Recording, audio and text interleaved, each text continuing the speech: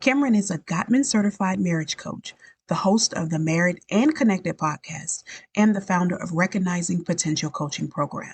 In this program, Cameron meets monogamous couples where they're at to help them strengthen their marriage by coaching them to deepen connection, improve communication, and apply tools needed to create the healthy marriage they envision and desire. So, how much time are you spending with your spouse versus how much time you should be spending with your spouse? Well, the answer's in the episode. Let's find out.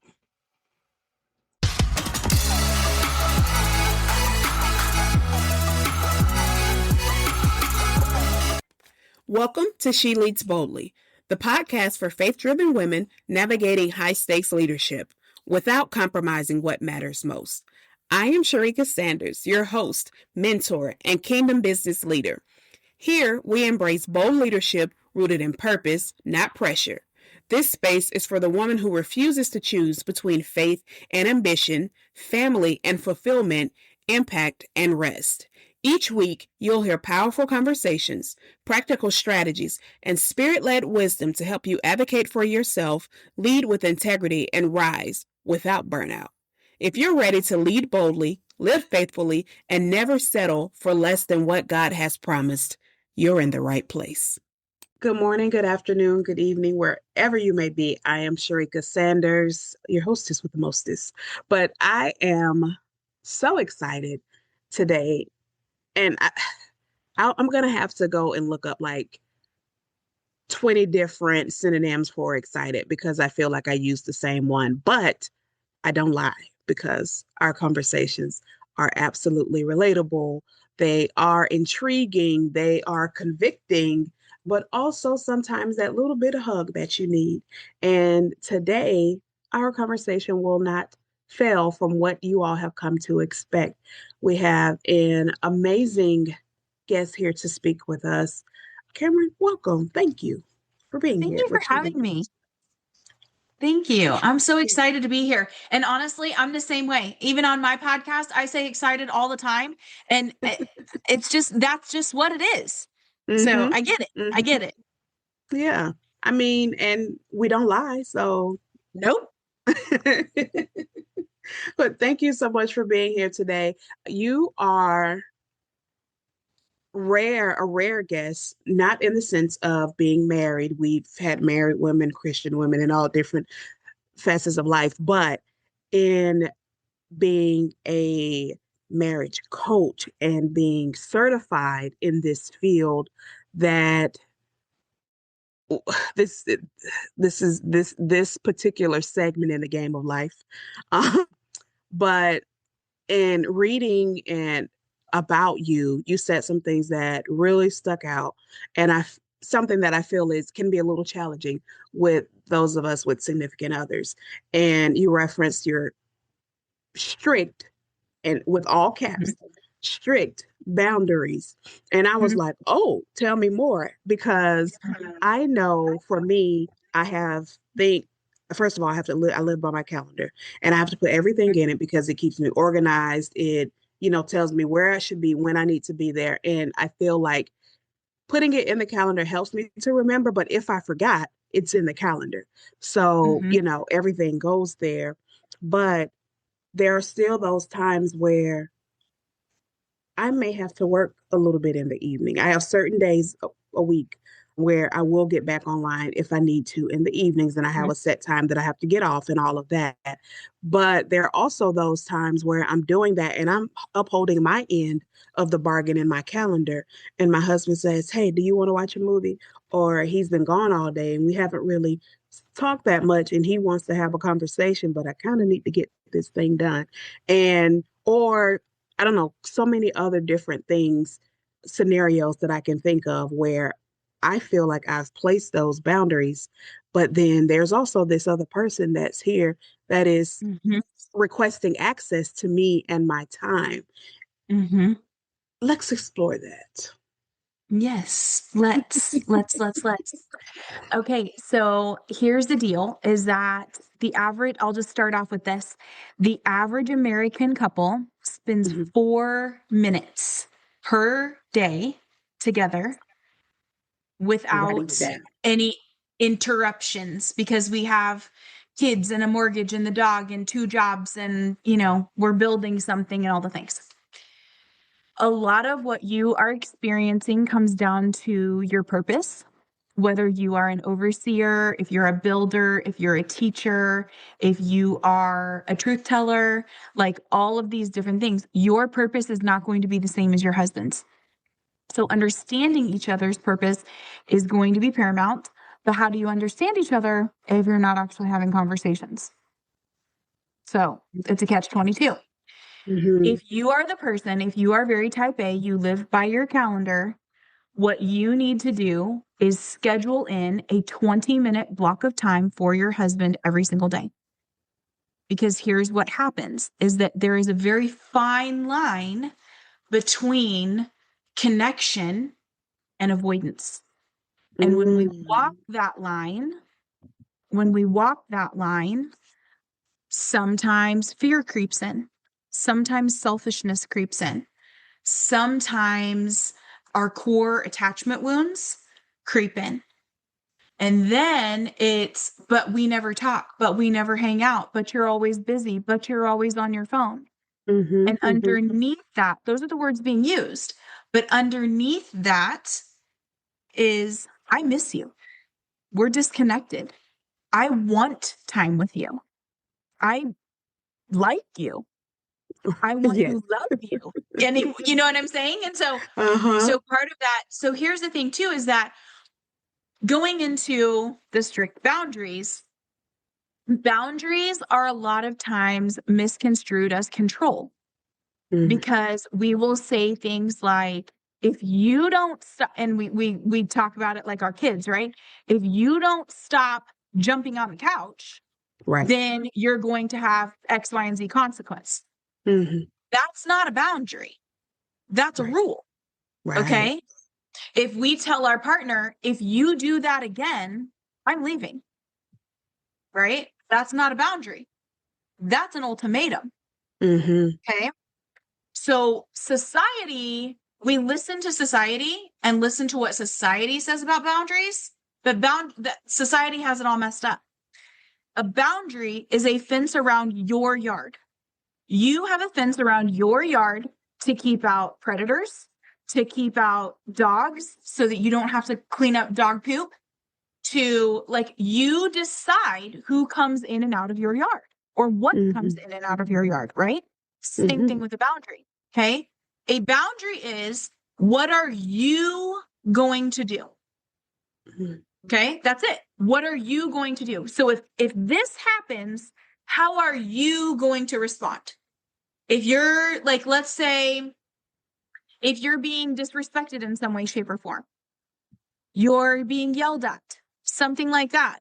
It's okay for you to say, if this continues, I will be leaving the room. I will be leaving the house. I will be leaving this marriage, right? What am I going to do? That nowhere in that boundary did I ever say you. I said this as a circumstance. You can do whatever you want. You want to yell at me? Yell at me all you want. But if you continue to yell at me, you're going to be yelling at the wall, because I'm going to tootle myself right out this door, right? So what are you going to do? How are you going to respond? Okay. And that boundary has to then align with your integrity, your personality, your choices, who you want to be, right? I don't like the way such and such family member acts towards me or my children. I will not be attending Thanksgiving this year. Okay. We're just going to be doing that at our house this year. And here's the thing. This is what kind of hurts about boundaries, is that the people who need boundaries the most, when you set that boundary, they're going to show you exactly why you needed that boundary in the first place. And it doesn't require a response. You can just simply look at them and restate the boundary. So this is what it looked like Now, my husband and I didn't have this in our marriage at the beginning, okay? And it was a circus. So, which is why we then divorced and reconciled, because it was a circus. Okay, so when we first started, like, we would get into these knockdown, drag out fights that were just like, the neighbors could hear us yelling at each other. It was awful, awful. And now it's very, we don't speak to each other this way. So if his tone, he's Middle Eastern, okay? That tone, he can go from 0 to 100 real quick. And so when that tone starts to raise, all I have to say is, we don't speak to each other this way. I'm going to leave. And I will go do anything. Go to the gym, go to the kitchen and cook, like, go watch a TV show. And if he follows me into a room, all I have to say, we don't speak to each other this way. I'm removing myself from this conversation. And if they continue, that you just keep restating the boundary. It's going to make them mad. They're going to get even more and more and more mad. They're going to get even more and more amped up, right? It's like, but this is the thing. This is the childishness. It's an adult temper tantrum. Yes. You are looking at your spouse or your mother or whomever, and you are now seeing the 3-year-old in Target that just was told, no, you can't have that toy. That's what's happening here. Okay. So now you are like trying to keep yourself from parenting them.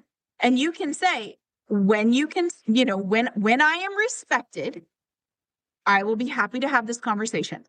When I am spoken to in a calm and loving voice, I will return to this conversation. Like, you can say those things. But as far as the boundary around your calendar goes,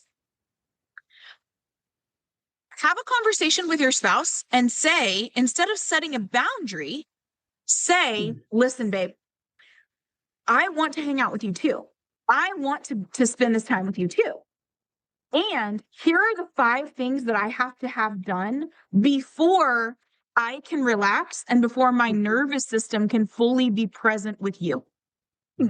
And what he needs to then do, instead of getting upset and getting defensive and like, well, your to-do list always, no. Here are the 5 things. What can you take off my plate? Do the dishes need to be done? Is that one of my 5 things? Great. You can do those dishes. And then I have 4 things to do. You know what I mean? Like, what can you divvy up so that you can feel good about the calendar, being taken care of, but also so that he gets time? Because here's what's going to happen. It's what we don't realize is that marriage is all about your nervous system. If your nervous system can't be online and fully present with your spouse, they're going to know that. They're going to know that you're trying to multitask or that you're not completely relaxed. So how do we, as a team, work with each other's nervous systems to keep everyone calm and safe and low-key?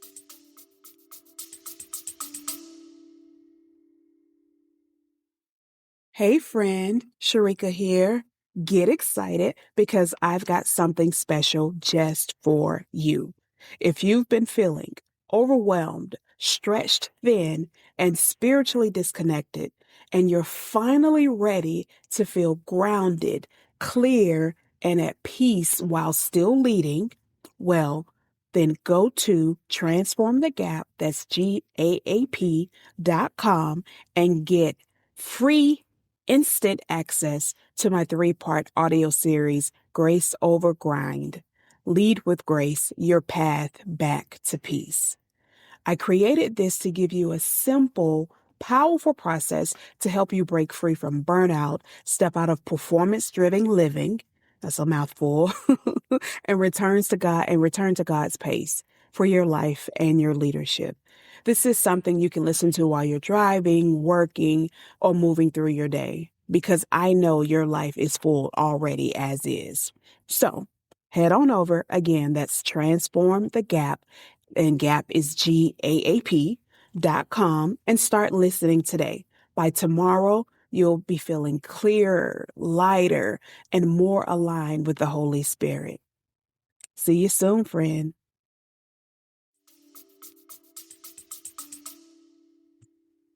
See, I knew it. That's why I said this conversation was going to be what it was. Because what are we, 5 minutes in, maybe? this all so great because boundaries, they're not for you, they're for me. Right. And I love the example that you gave and how you set how you structured each of it because it's very relatable, something we all experience. And even about like how to remove ourselves from a situation and saying that. And the thing is how you maintain that boundary when you say, if you do Mhm. X, I'm going to go to another room or, Mhm. I'll go to the store, whatever it is, whatever that thing is that you said you'll do as a result, then do it Mhm. because then it holds no value if you say, using your example, we don't speak to each other that way, but then I stay right there and allow it to continue to happen. Mhm. Or I do start doing tit for tat. And you went up 2 octaves, so I'm going to go up three. And Yep. now Yep. it's Yep.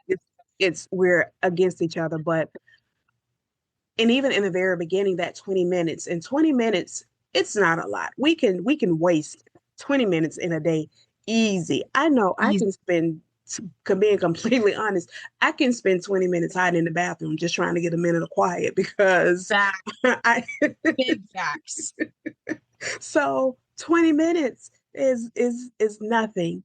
And you're absolutely right. It's just a little bit of time, a little bit of attention, recognizing you're here, I see you, I like you, because that's a big one. And that's a big one that I remember having to tell a few people that during COVID, and they're like, how are you all getting along? The family as a whole, and such a, you having to stay in the house and this is that. And the first thing I always said, well, we all like each other. So that's number Yeah. one. That's a Uh, big part. Yeah. yeah, so that works in our favor.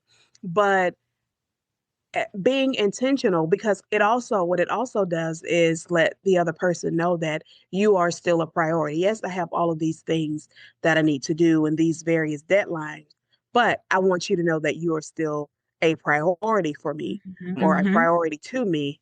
And even with the list of, I have these particular things that I need to do. And I know my husband has before, like he may say, you want to watch a movie? And I'm like, yeah, I want to watch it, but I need to do, X, X, and X first. And he may say, well, I don't want to wait for that. Okay, well, what do you want to do to help? No, okay, well, Yeah. then I guess you're going to wait. So, Yeah. because we both want, we're going to watch the movie, we want this. And it doesn't take away from, yes, I want to spend this time with you. You are a priority, but these are also some additional priorities. And so the biggest piece in all of this to me was just effective communication. Yeah. Yeah. Yeah. And I'll also say a couple things on this. So resentment comes from expectation. Mm-hmm. Resentment is born out of expectation. So when you have an expectation that your partner is going to act a certain way, be a certain way, respond a certain way, do certain something that you think that they should be doing, and then they don't, it's a thin layer of brick that's laid. And then those Mm-hmm. bricks just start stacking over time. And before you know it, Mm-hmm. you have a wall between you and your partner that's got no window, Mm-hmm. no door, and no access to each other. Okay. So Mm-hmm. you also have to start looking at yourself because you can start adding bricks to that without your partner Mm-hmm. ever being involved. And the reason that I say that is something that you brought up was if you say, I'm not going to do this, and then you do it, if you say I'm removing myself from the conversation, but then you're the one that comes back in and is like, oh, and by the way, right now Yeah. you're adding to fuel to the fire. And Yeah. so that when you go back and you replay that and you're like, I said I wasn't going to do that. And then I Mm-hmm. did, or I Mm-hmm. said yes when I really wanted to say no. That's a brick of resentment that you're laying for that person, and you're using it against them because it's always easier to blame than it is to take accountability. Yeah, it But is. that brick of resentment, you're not mad at them. You're mad at you. You're mad at you for staying in the marriage longer than you wanted, for asking them to take out the trash. And because they didn't do it in the 28 seconds that you wanted it done, then Mm-hmm. you did it yourself. Like, come on. You know what I mean? So a Mm-hmm. lot of those, and we have to, that's one of the things that I really focus on coaching is where are the bricks of resentment that are actually for yourself and not actually for your partner like you think or say that they are. And that one's kind of a kick in the face with a golf shoe. So, Yes. And that's a valid point, that inner reflection. And it's something that I remember being in a time where, praying over my marriage and like, Lord, I'm not really sure what's happening right now. And, you know, was I asking? I'm going to say I was praying about him, mm, like fix him because mhm, something is wrong with him. And mhm. then God, because he's such a gracious God, was like, okay, let's turn that mirror around Yep. Mhm, and you tell me what you see and how you've mhm, been showing up and what you've been doing or in the ways that you maybe not communicate or whatever it is. But I had to come to terms and say, okay, where have I played a role in, how he's responding in a way for a reason. mhm, And I can make up all of these different reasons in my head of why it is and why it's his fault.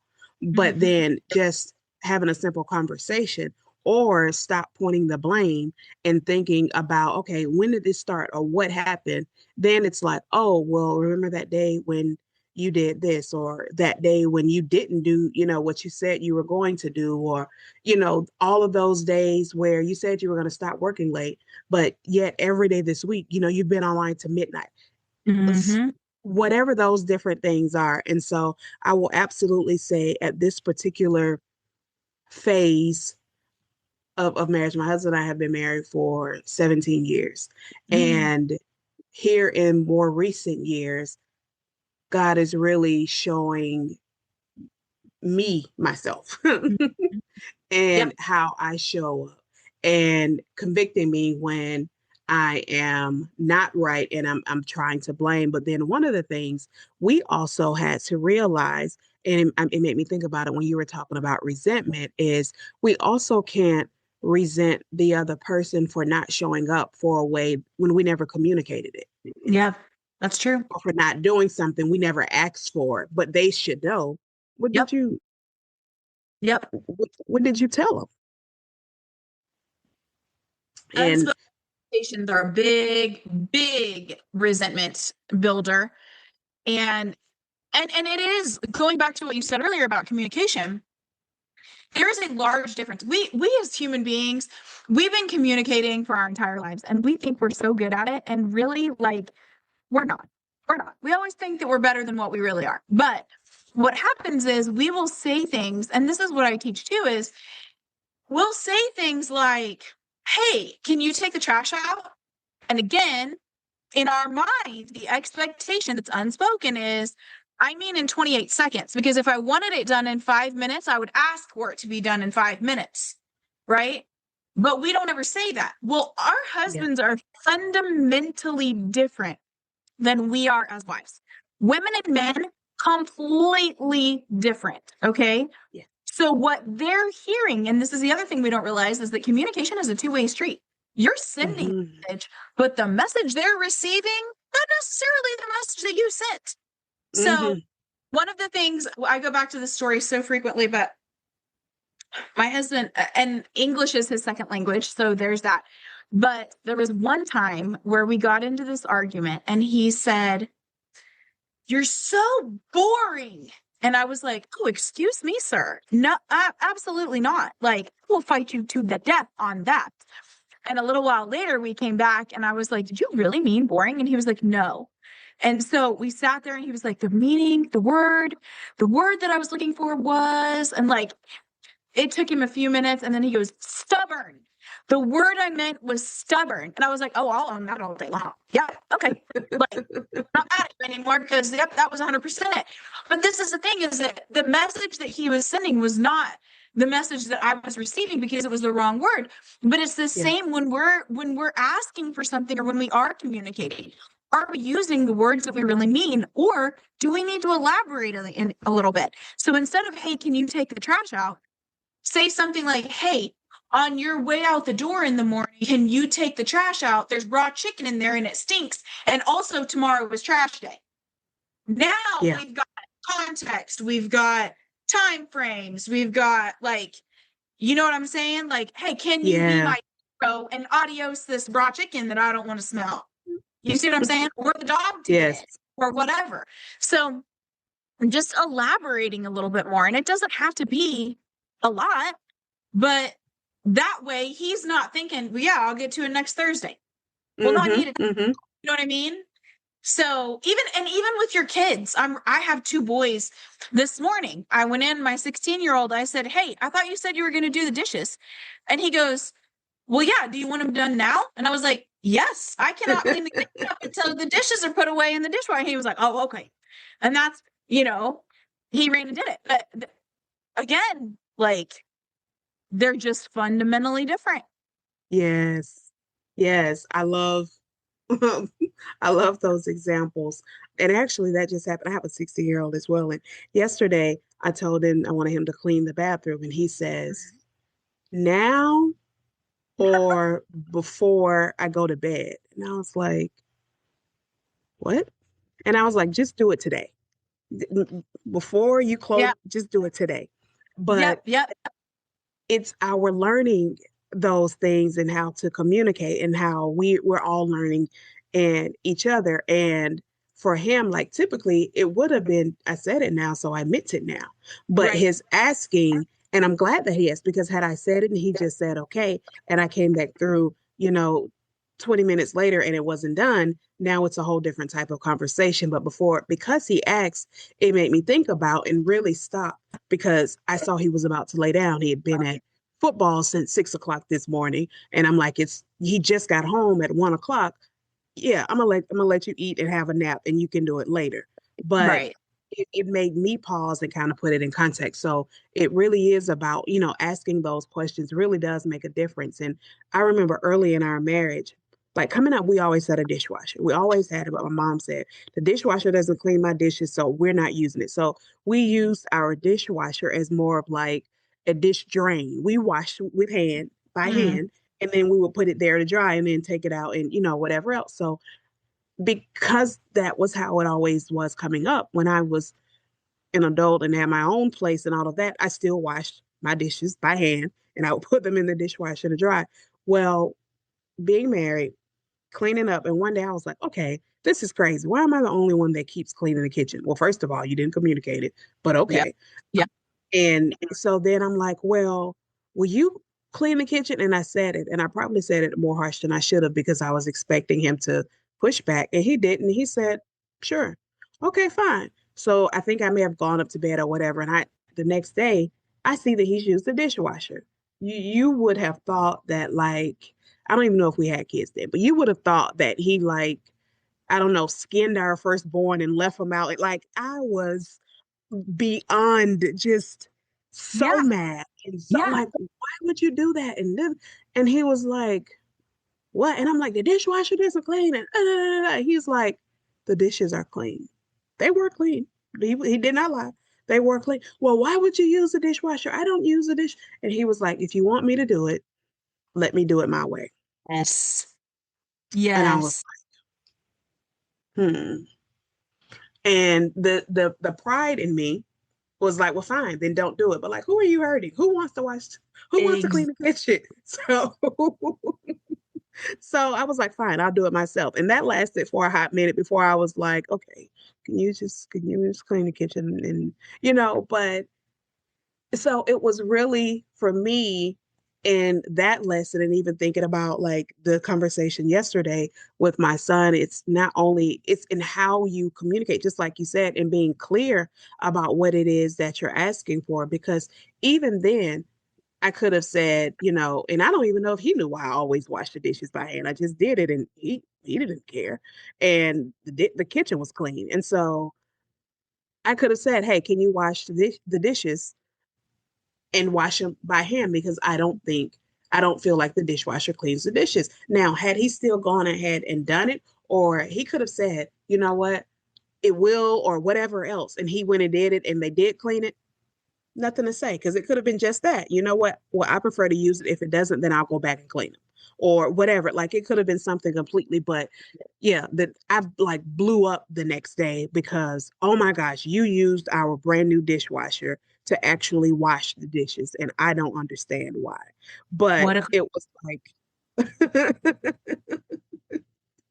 so it really is communicating exactly what it is that you're asking for because when you don't, you do leave it open to their own interpretation. And not only are yeah. we different people, we have different upbringings, we have different, backgrounds and possibly coming from completely different environments. And all of those things shape how we think and how we perceive and Mhm. receive information. And so when you say something, I'm just like you said, it's two-way street. When you say it, you knew exactly what you meant.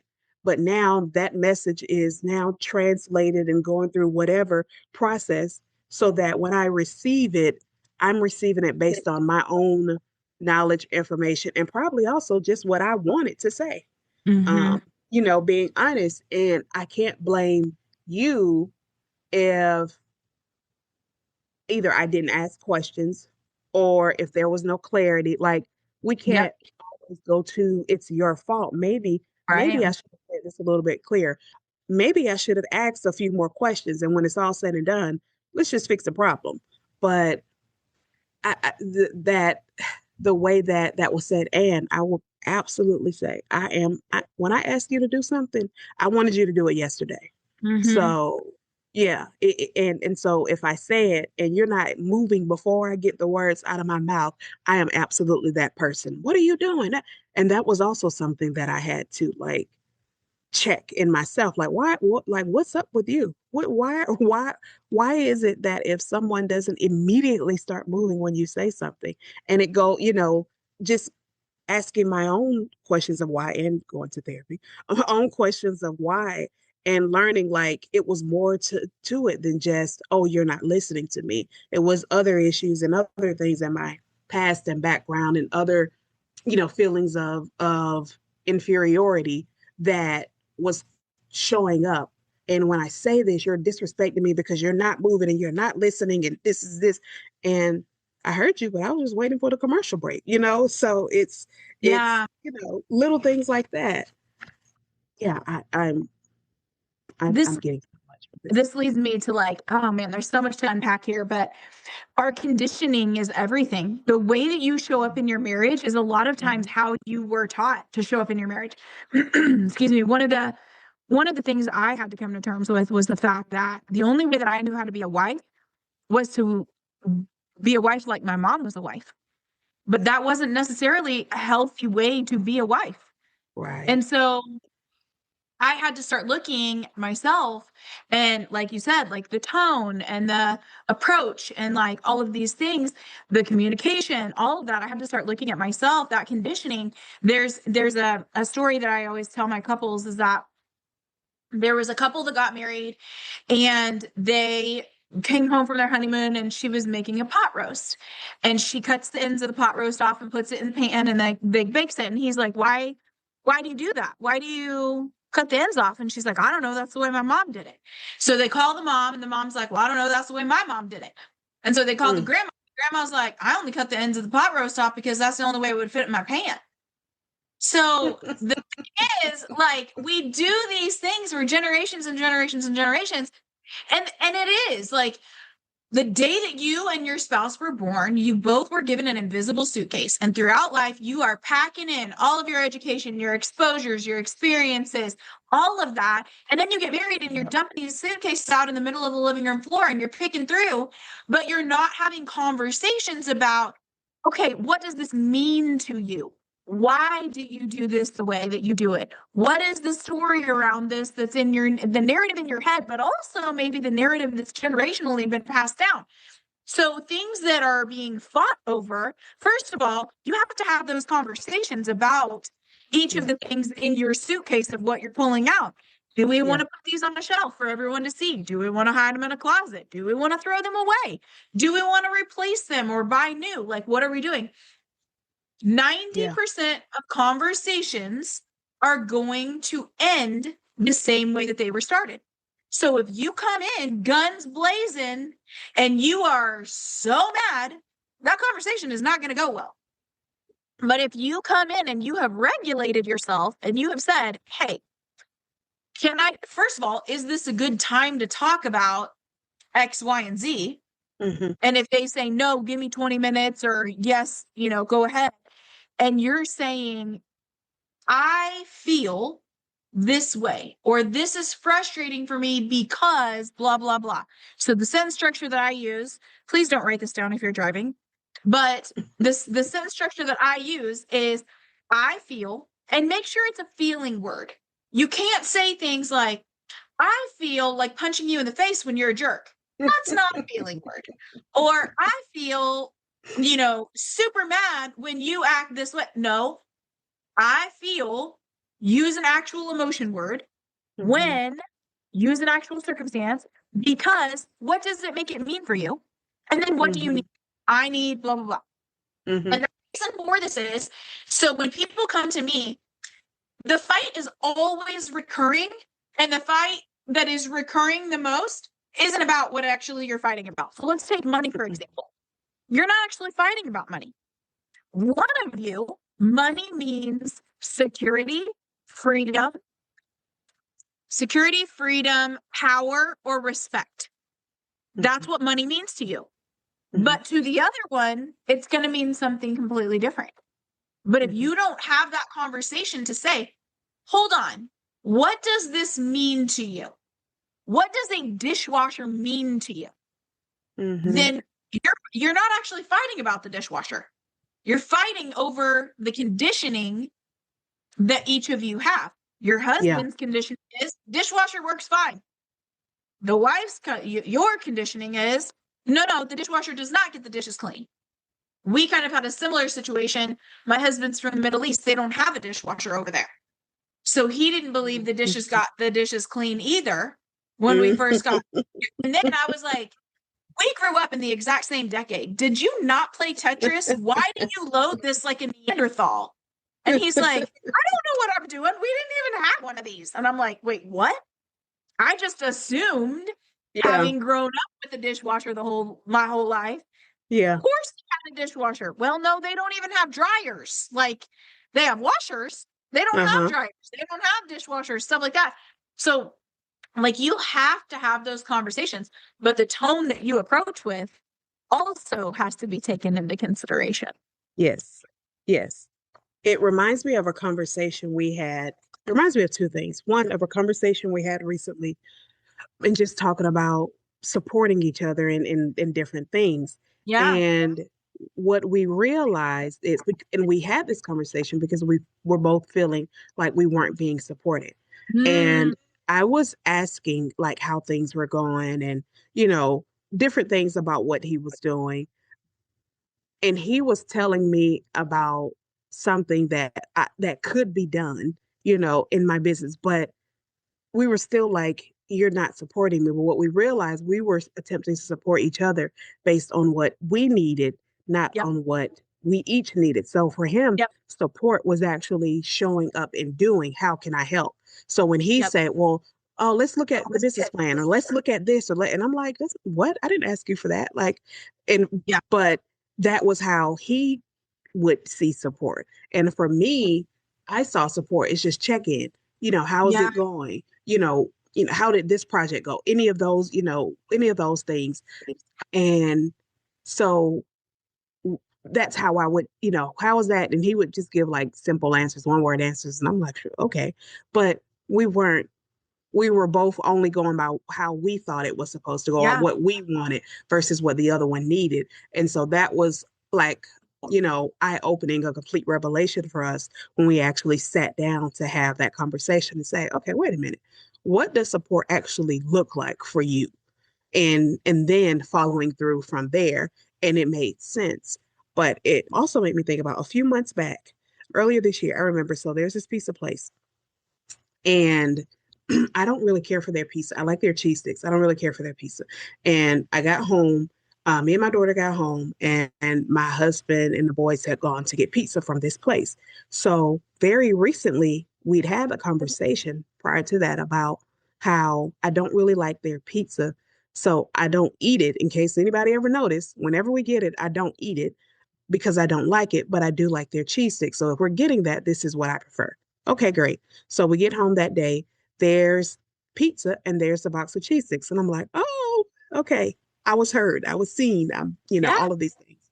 I open it up and there half of them are gone. And I was like, who left me four cheese sticks? Like, what? And it was four halves of, and I'm like, so this is my, so immediately upset, pissed off, and was ready for my husband to, I don't know if he was, I don't know where he was. He was in another room, but ready for him to come into the where we were so I could like light him up, honestly. Yep.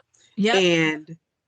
And thankfully I had a little bit of sense to say, all right, Lord, I need you to give me the words for this Regulate me. conversation Yep. because I'm mad but I'm valid in my mad because they know I don't like it. And so he came in, he was doing something.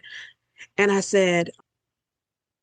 you all didn't, I said, you all didn't leave me any cheese sticks. I think, I don't remember exactly what I said, but it was calm and it was basically that. Mm-hmm. And he said, yes, yes, we did. And he goes to look. And that's what made it worse. That's why I was upset with him because my daughter said maybe the boys ate it because they didn't know. And one of my boys was standing there and he was like, no, daddy ate it. And I was like, so now I know you know. So now, I'm feeling valid. So anyway, he comes through and I'm like, you didn't leave me any cheese sticks. And he says, yes, I did. And he says, there, it's right here.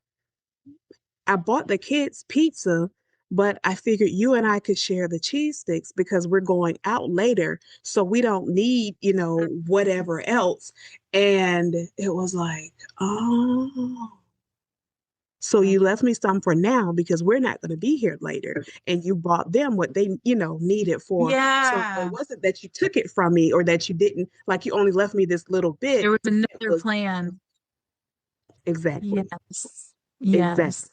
And I'm like, oh my God, thank you, Lord, because I was ready. And had I gone that route, we probably wouldn't have gone out later that day. It probably would have it would have ended. Yeah, it would have ended badly because I was automatically had made up this whole, they didn't even think about me. Nobody considered me.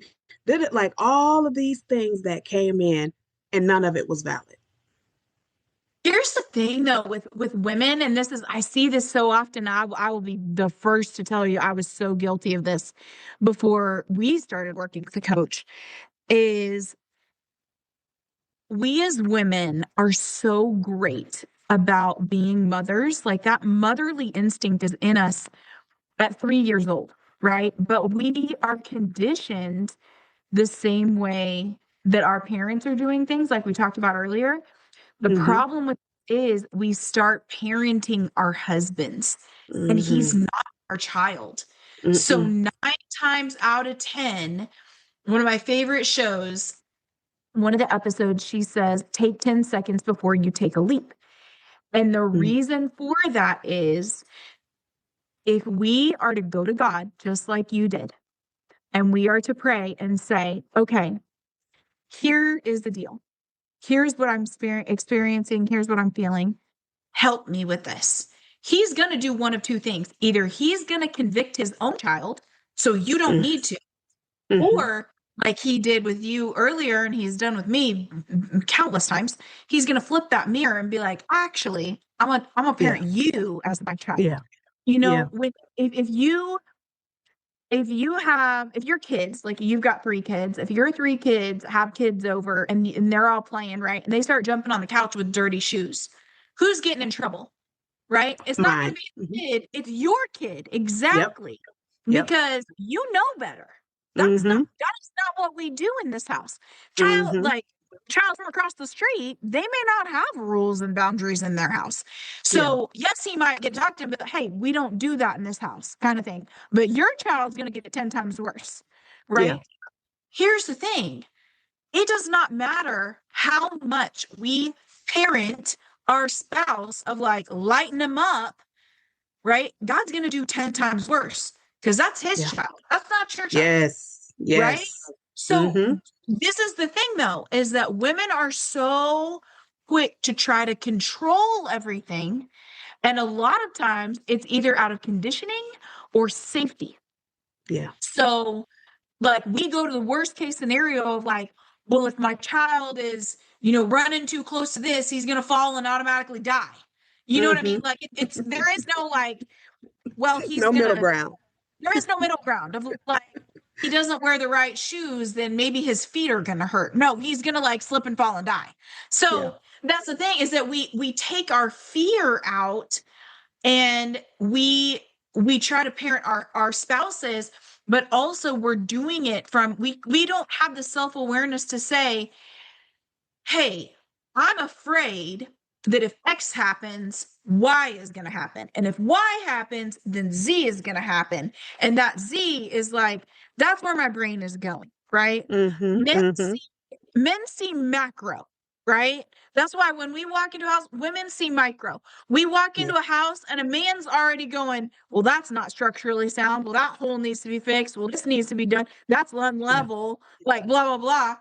And we're looking at, that's where the Christmas tree is going to go. And that's where those blinds are going to go. Oh, and this would be beautiful if I redid the wallpaper in here. And if I added some gold leaf to this paint, this is going to be great. You see what I'm saying? Like, they don't care about any of that stuff. We don't care about the fact that the counter's unlevel until the water starts pooling at the back and we have to clean it up. Like, you see what I'm saying? So we're just, again, those fundamental differences, but we're so quick to control out of fear. And we also do it with God, where we're saying, okay, but God, you're not working, but you're not fixing this right now. And God's like, yeah, because either A, I'm fighting the Prince of Persia over here, or B, your spouse isn't ready for that, or C, yeah, because you've got 3 other lessons you have to learn before you're ready for that. Right. We're not seeing, we're just seeing it's not done right now. And so, like, that control, I mean, that was probably one of the biggest lessons that I had to learn. And that now I'm teaching all of these couples is you're not in control. You can sit here and think you're in control all day, and it's an illusion. It is an illusion. So when you, and the beautiful thing about this is, excuse me, when you let God parent your spouse, parent his child, one, it takes about 200 of the 300 plates that you're trying to juggle off the stack. 2, it helps you become a better person, because I will tell you, and I did not realize this until our coach pointed it out to us, but every single marriage that I work with has an immense amount of hypocrisy. One person will be like, well, you don't listen. And then something will happen and your spouse is like, well, yeah, we talked about this, 3 days ago or whatever. I told you this and that. And you're like, no, you didn't. And then you go back in your text messages and you're like, oh, actually, I see that. Neither one of you listen. His flavor is Rocky Road and your flavor is mint chocolate chip. They're still ice cream. It's, you know what I'm saying? Like, you're just doing things in a different flavor. So the thing about it is that, like, when you're mad and you're lighting him up about certain things, God's going to light you up too, because now you're a hypocrite.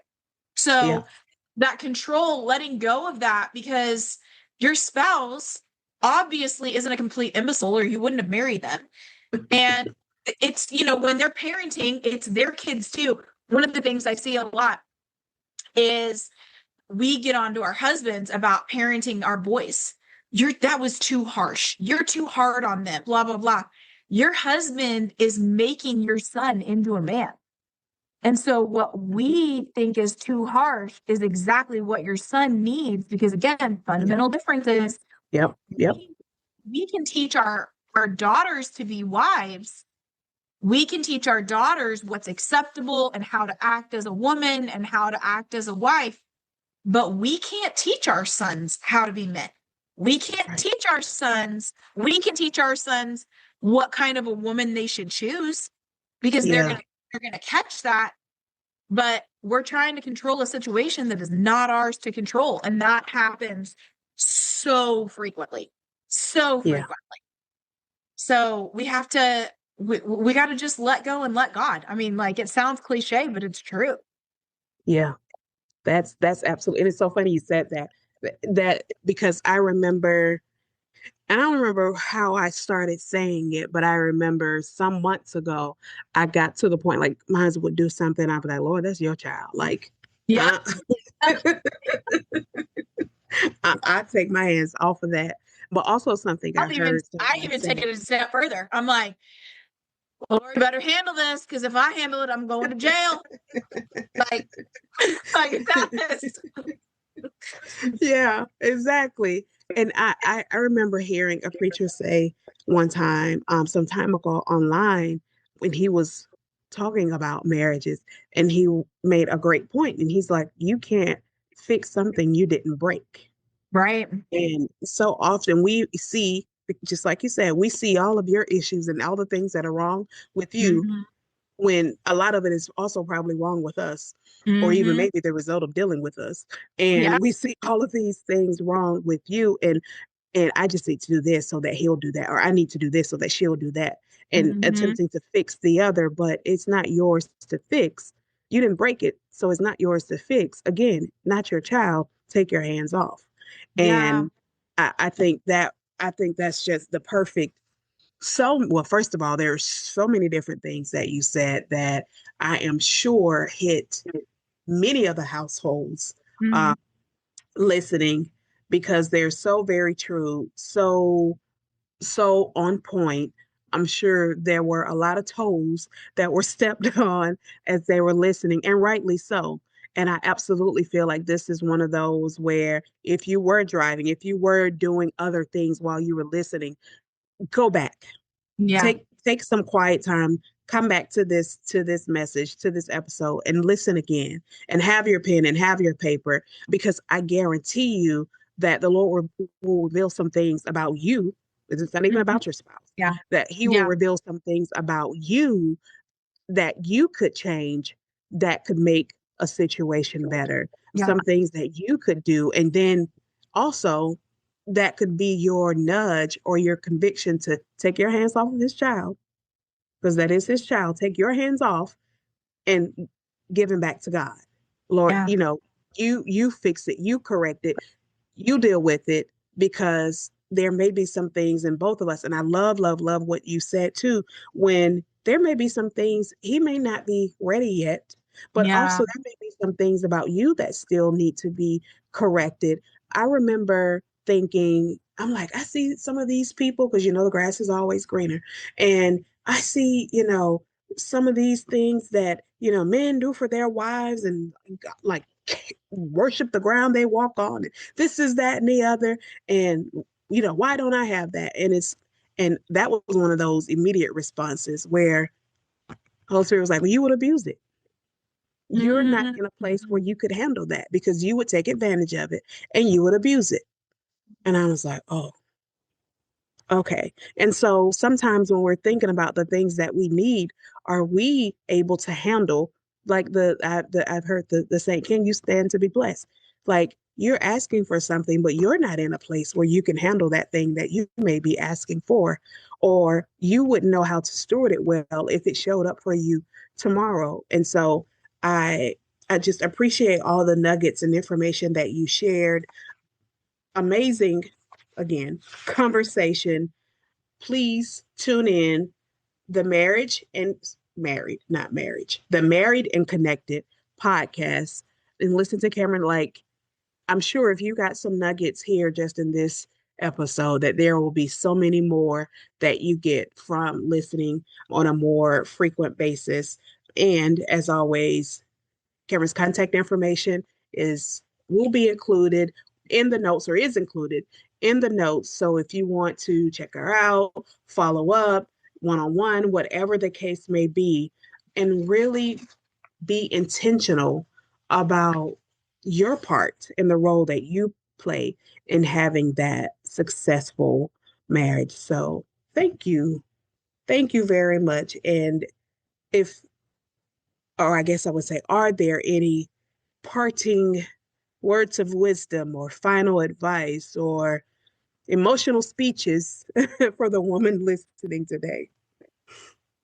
Would say that your marriage, in order to have a healthy marriage, you have to have a lot of forgiveness, a lot of deep friendship, like a big deep friendship with your spouse.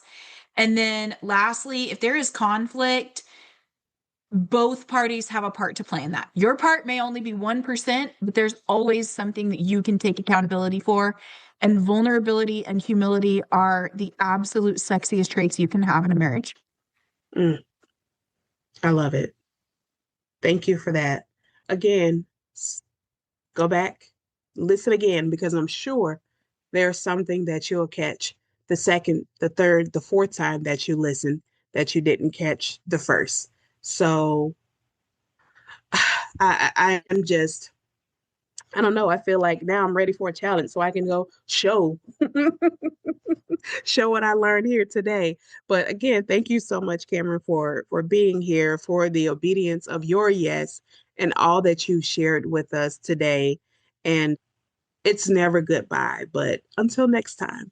Yes. Thank you for having me. It's been great. Yes. Hey, friend, if this episode stirred something in you, don't keep it to yourself. Make sure you subscribe to She Leads Boldly so you never miss an episode. And let's stay connected. Join our growing community of faith-driven powerhouse women where you'll find real talk, encouragement, and tools to fuel your journey. Oh, and I've created something special just for the bold, faith-driven women like you. An ebook, When You Know His Name. Discover identity, intimacy, and the power of prayer through the names of God. This ebook is designed to equip and encourage you to lead with clarity, courage, and conviction in every space God assigns you to. Available now on Amazon. And if you're ready for deeper clarity, I would love to personally walk with you. I offer a one-on-one session called Your Path to Purpose and Power, and it's to help you break through the overwhelm and realign with what God is actually calling you to in this season. Whether it's burnout, boundaries, or fresh vision, you don't have to figure it out alone. All links are in the show notes. Oh, and one last thing. I would love to hear from you. What questions are you carrying this season? What topics would serve your walk, your work, your womanhood right now? Send me a message or an email because this podcast is for you, and I want every episode to speak directly to where you are. Remember, you don't have to choose between your faith, your family, and the calling on your life. God's grace makes room for it all. So until next time, stay anchored in purpose, covered in grace, and always ready to rise. Talk soon, friend.